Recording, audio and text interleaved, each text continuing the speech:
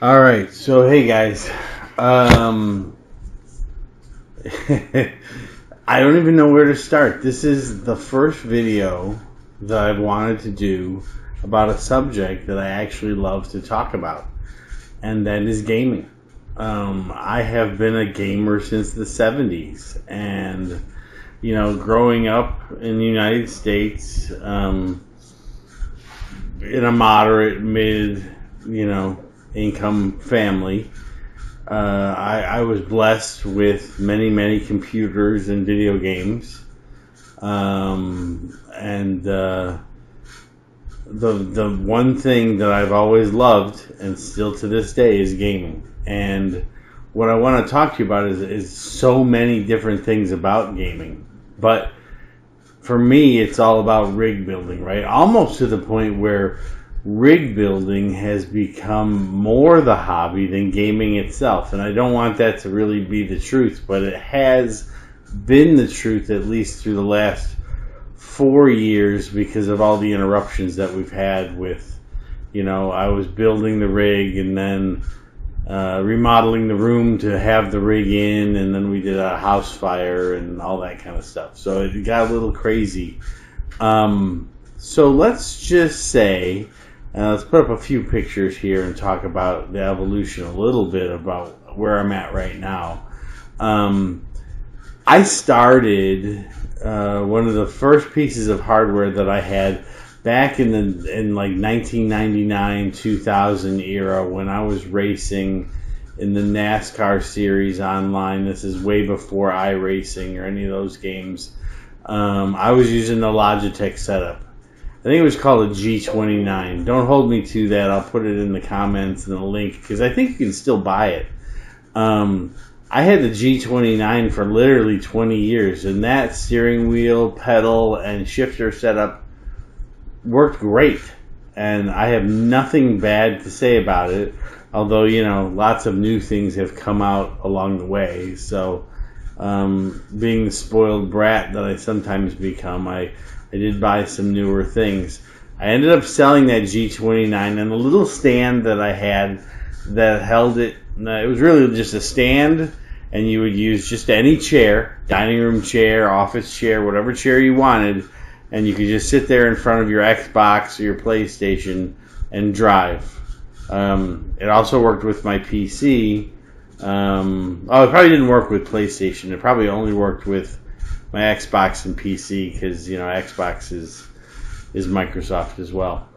I sold that, and then I bought a new rig, and I'll show you this little rig that I have now. This rig is something off of Amazon, real simple. Came with the chair, everything. It's just the frame and the chair. I did install some pretty decent Thrustmaster gear on there.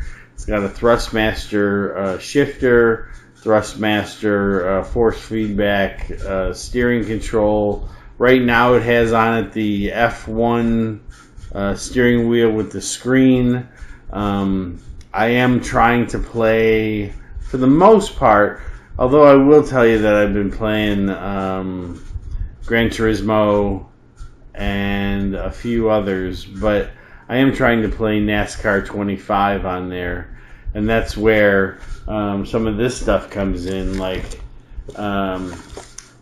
if you grew up in my generation, Thrustmaster was the name, right? Thrustmaster was the one company that was making equipment and hardware that no one else was doing.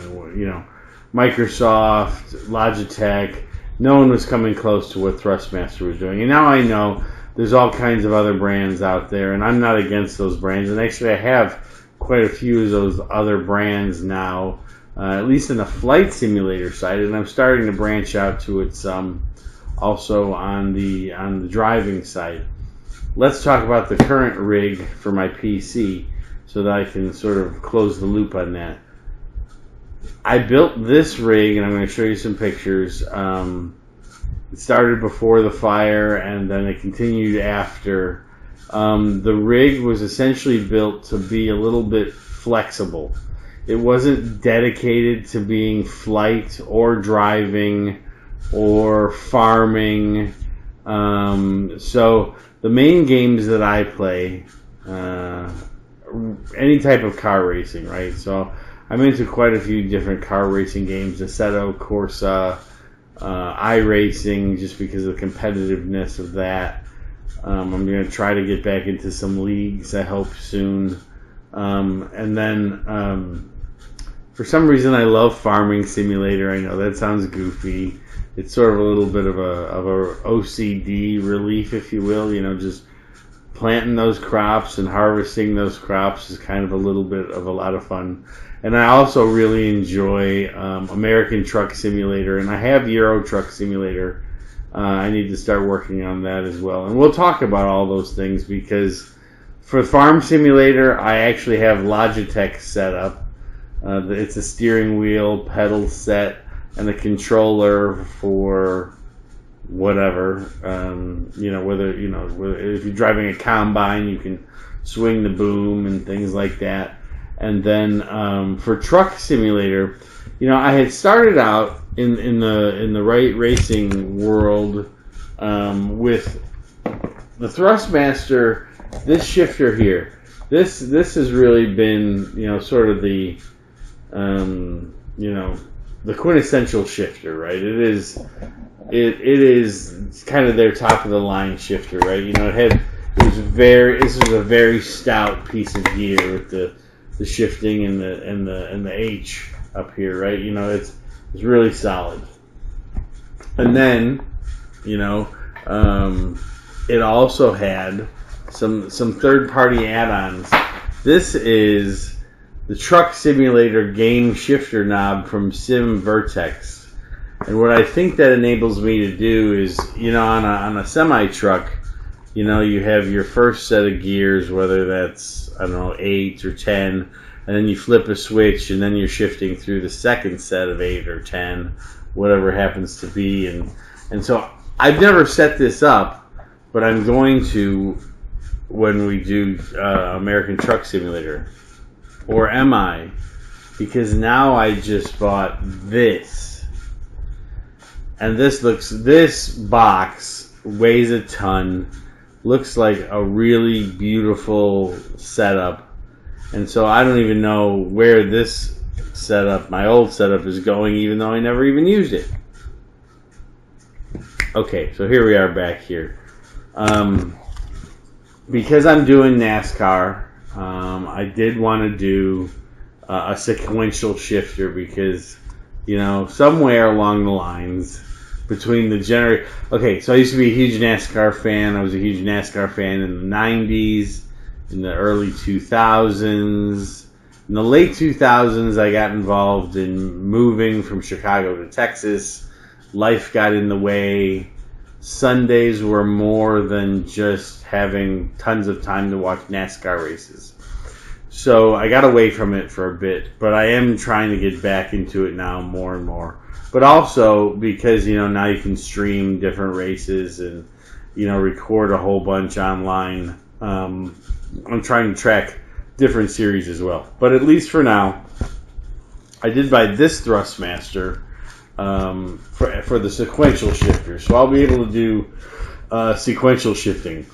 This unit can also be set up as a handbrake, but I'm not a drift car guy. I'm not, that's all I'm going to say. I'm not into that. But so that's what this is, and I'm going to walk you through a bracket that I'm making for this and how to use that bracket to attach this to your rig.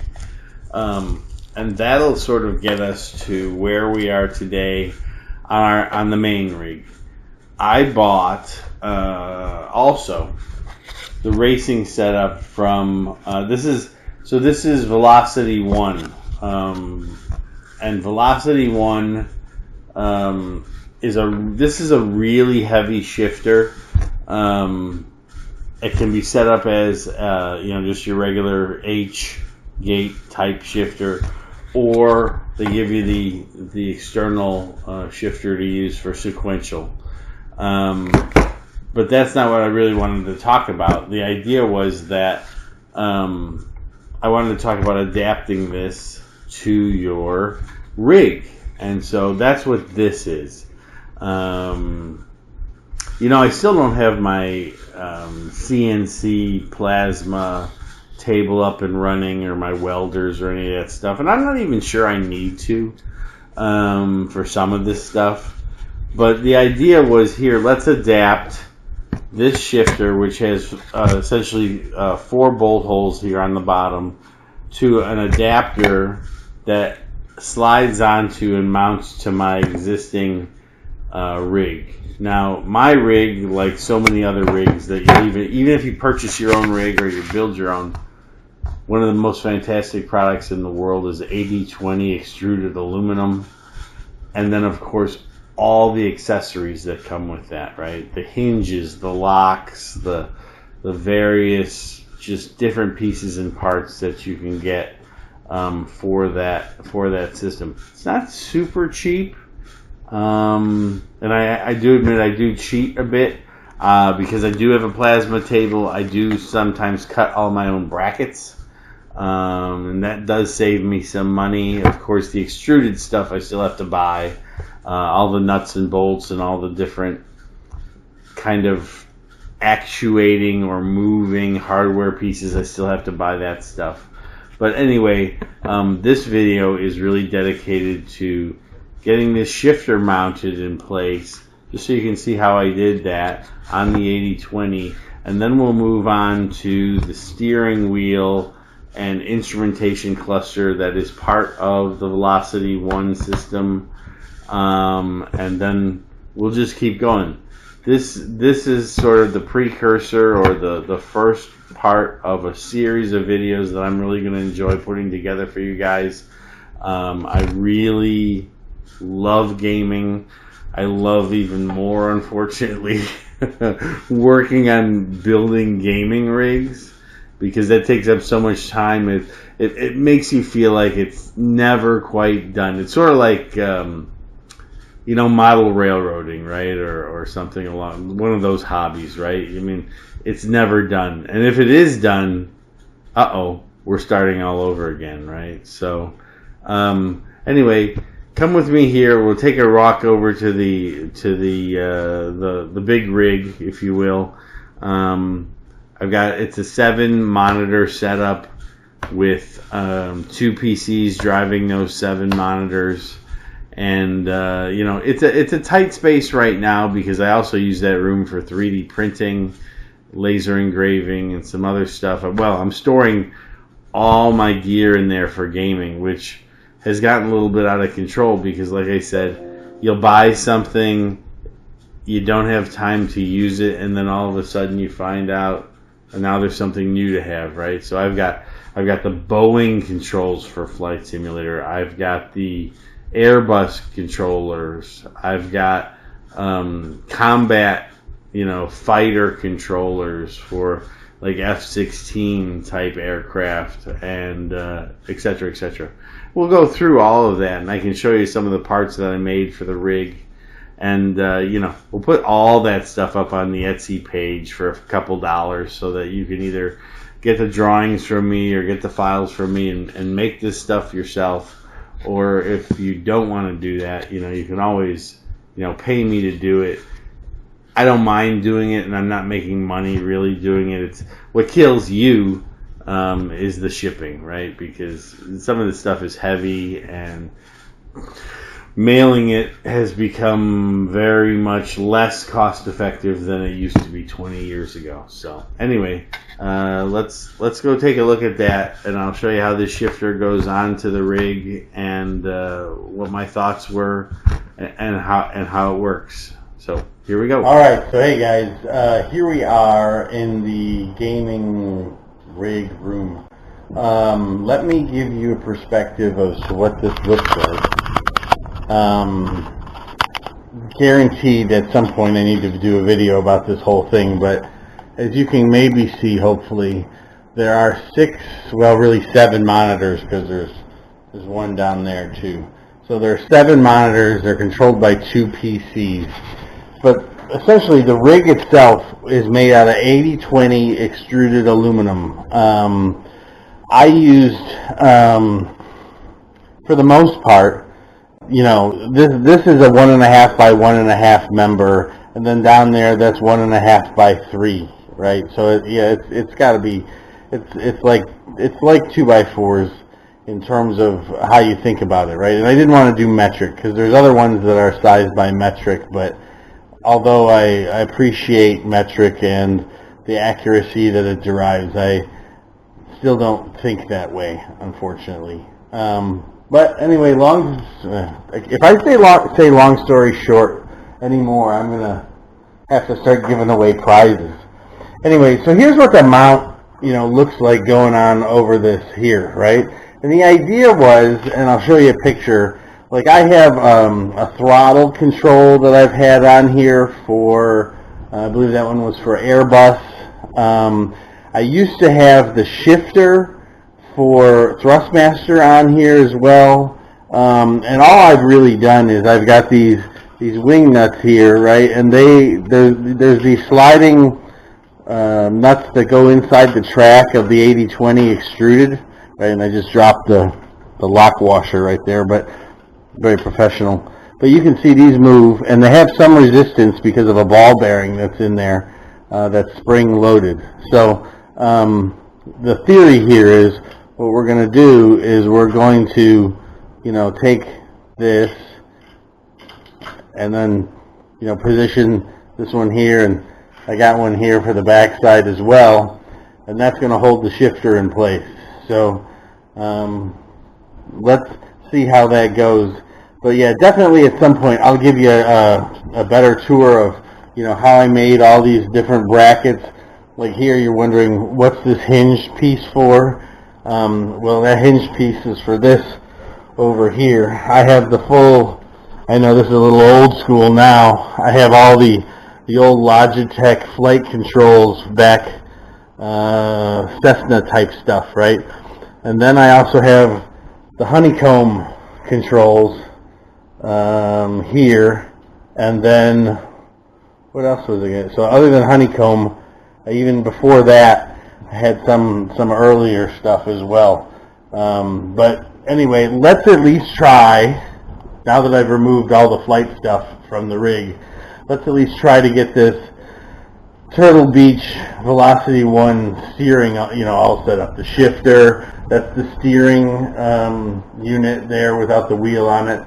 Those are the pedals. I need to make sure I can get a bracket on there and make that bolt down as well. I use those wing, well, they're not wing nuts, they're knobs, those threaded knobs up there to connect that down. But that's maybe another video for another day. But for right now, let's see how this goes.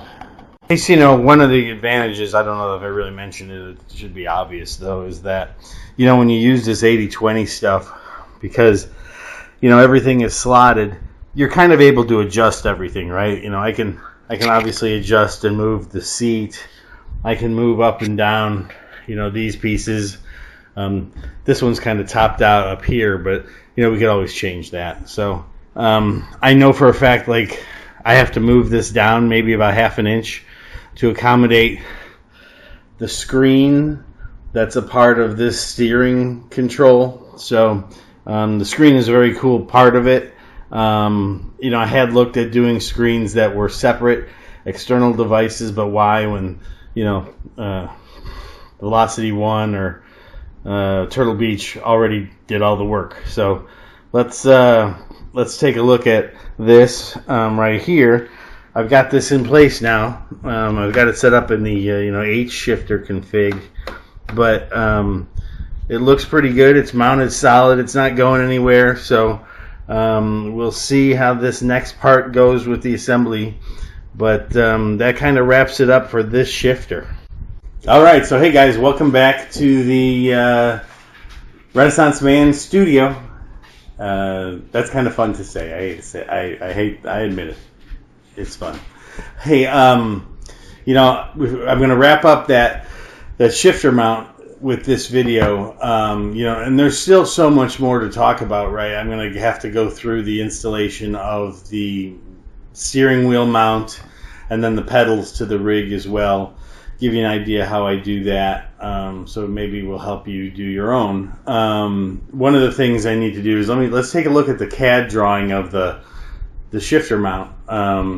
So again, this mount is designed to go over the 1.5 inch side of 80/20 extruded aluminum.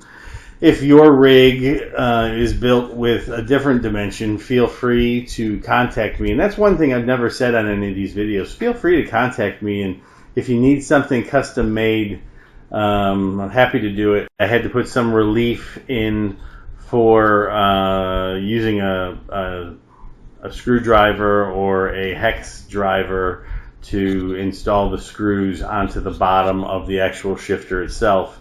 Otherwise, that wouldn't have worked out. But it's a really solid, stout piece, and it worked very, very well. Back here, I talked about this being the greatest mount or the greatest shifter that there was at the time, and it really was. This is still the Cadillac, I think, out there. We'll see how the Turtle Beach one holds up. It does seem really, really nice. I mean, it's very heavy. This is heavy here, but I think that one's even heavier. And this is an all metal construction. The mount for this was not that clever, right? This was just a clamp. And I just had another piece of 80/20 that I would bolt on to the rig and then screw this on there tight. So it wasn't as sexy. Certainly not as savvy a design.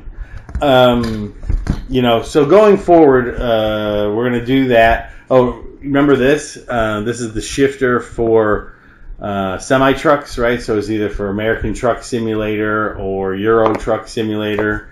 I hope to really give you guys a review of this someday using that Thrustmaster shifter.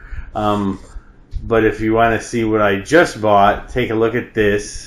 This is something that I just came across that I didn't even know existed on Amazon, and it is it looks like a really, really nice controller for semi-trucks, right? It's actually pedals, the shifter, steering wheel, and then of course all the extra buttons and things that sort of go along with driving a semi-truck. I actually have a panel with all those buttons on it separately that mounts to my rig in a similar way that all that Logitech flight simulator equipment mounts on that sort of hinged piece that I showed you.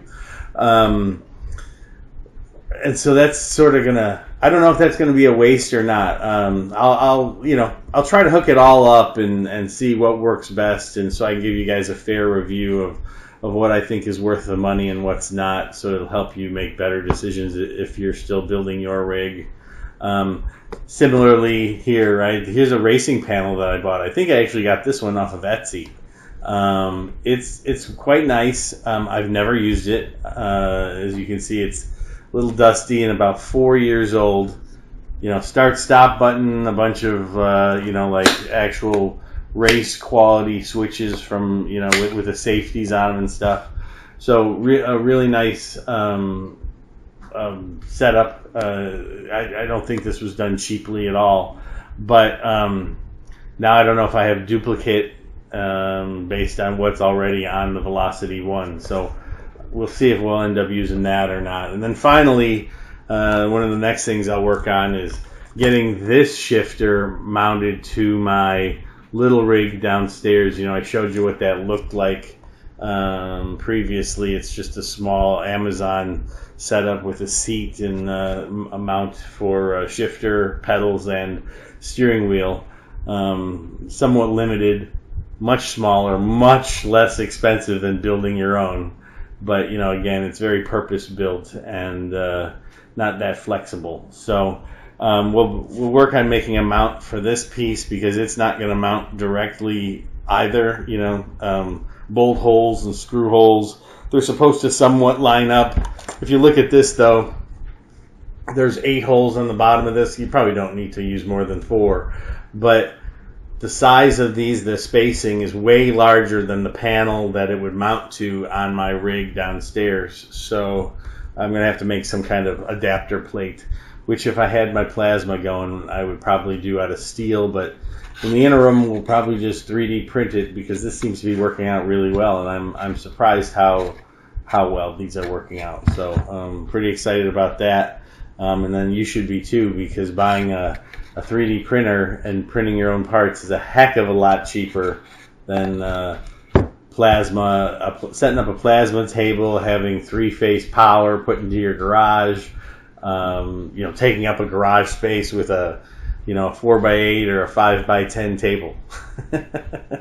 So we'll see how that all goes, and hopefully it works out for everybody. Anyway, I wanted to just say thanks for watching. This has been a pleasure for me to finally talk about something I really, really do like doing, rig building and gaming. So hopefully this is one of more to come. So hopefully I will see you on the next one.